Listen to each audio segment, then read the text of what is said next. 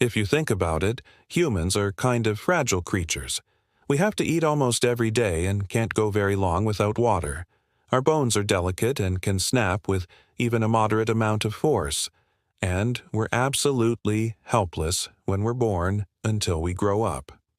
So how did we survive for so long? Well, one major factor was our opposable thumbs. They allowed us to make tools and thus do things like hunt animals for food or build shelters to protect us from the elements. But there was another key thing that helped us survive, and it turns out that this may have been more important than our thumbs. It was our choice of where to live. Hi, and welcome to my channel. Humans are one of the most adaptable species on Earth. We can live in freezing cold places or scorching hot ones, mountainous regions or tropical jungles. But early humans weren't quite as adaptable. In fact, if they didn't choose their habitats carefully, they would die. And while today we generally associate humans with living on land, we actually evolved on the African savannas near bodies of water. One of the biggest threats to early humans was drying out.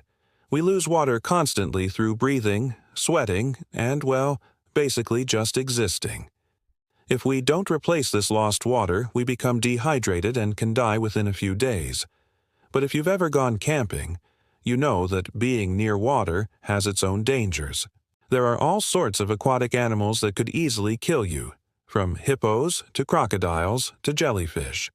So early humans needed to find a way to live near water, but not too close. It turned out that the ideal place to set up camp was at the edge of the water, right where the land met the lake or river. This might seem obvious, but researchers recently discovered that it wasn't just our ancestors who chose to live along shorelines. Many species of early primates also preferred these areas, meaning that humans weren't unique in picking these habitats, which made them even more competitive to live in. But scientists have uncovered some reasons why living along the shoreline was so critical for our survival and why other species tended to avoid it. The first reason is the abundance of food. Aquatic environments are teeming with life, and early humans could easily catch fish to eat or gather shellfish for protein. These protein sources were much easier to come by than hunting down large mammals. So they provided an important source of nutrition for early humans. Rivers and lakes also provided fresh drinking water, something that early humans definitely needed to stay alive. As a bonus, these aquatic environments were also full of plants with tasty tubers and leaves that added variety to early humans' diets. The combination of easy-to-access food and drinkable water made the shoreline an ideal place for early humans to set up camp. But there was another reason, too, that early humans sought out these habitats. Rivers and lakes also acted as natural barriers, providing early humans with a sense of security. Early humans were constantly on the lookout for dangerous predators like big cats and hyenas, which meant that they often had to flee for their lives. But if a predator wanted to follow them to safety, they couldn't cross a body of water, which meant that the shoreline created a sort of safe zone for early humans.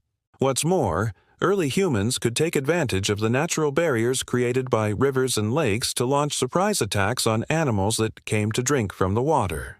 In fact, researchers think that the development of spears may have been directly linked to our proximity to water. See, spears are tricky weapons. Unlike axes or clubs, they aren't useful unless you throw them. This means that you need some space to build up enough power to throw a spear and hit your target. But early humans didn't want to waste precious energy on the exertion needed to throw a spear, especially since the spears themselves took time and effort to construct.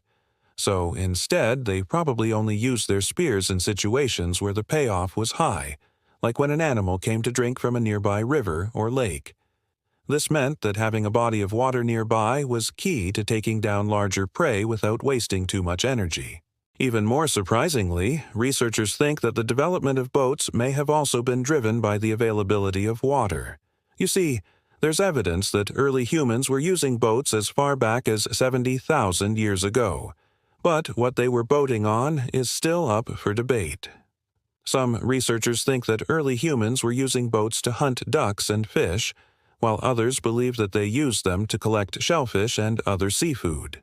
But either way, the development of boats would have given early humans more access to the types of food that lived farther away from shore. Early humans wouldn't have had to rely as heavily on whatever happened to be floating past their shoreline, and they would have been able to get more calories from the sea, which may have helped them survive.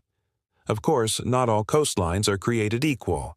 Some shorelines have giant waves crashing onto rocky cliffs, while others are calm and slow-moving. And it turns out that early humans had preferences when it came to their ideal shoreline. Researchers studied 2 sites in South Africa to learn more about the type of shorelines early humans preferred. The first site, known as Pinnacle Point, has a sandy beach with huge cliffs behind it and relatively consistent waves crashing onto the shore. The second site, known as the Cape Floral region, has a rocky coastline with smaller, less regular waves. Analysis of the 2 sites revealed that Pinnacle Point had more signs of early human habitation. Researchers uncovered more stone tools, animal bones, and pieces of ash at Pinnacle Point, meaning more people probably lived there longer than they did at the Cape Floral region. To make matters even more puzzling, the Pinnacle Point site doesn't line up with the oldest signs of human occupation in the area. This means that early humans probably visited this site multiple times over thousands of years. That is, it was an ideal place for early humans to set up shop. And the analysis of Pinnacle Point suggests that early humans preferred certain types of beaches. For instance, researchers found that early humans tended to inhabit beaches that were backed by cliffs. That's because cliffs provide a place to store food and supplies or hide from the weather. They also tend to have caves, which are great for sheltering from wind, rain, or sun. Plus, early humans could use the caves to store their boats, keeping them safe from potential thieves. Finally, cliffs usually have sandy beaches below them, which are much easier to walk on than rocky shores. So early humans probably preferred these types of coastlines because they were easier to navigate. These findings suggest that early humans weren't just looking for a place to live. They were looking for a place to thrive. The development of new technologies like spears and boats may have been driven by the abundance of resources near the water, while the presence of cliffs provided a safe place to store their belongings and shelter from the elements. In fact, humans may have been so dependent on living near water that it played a role in our evolution.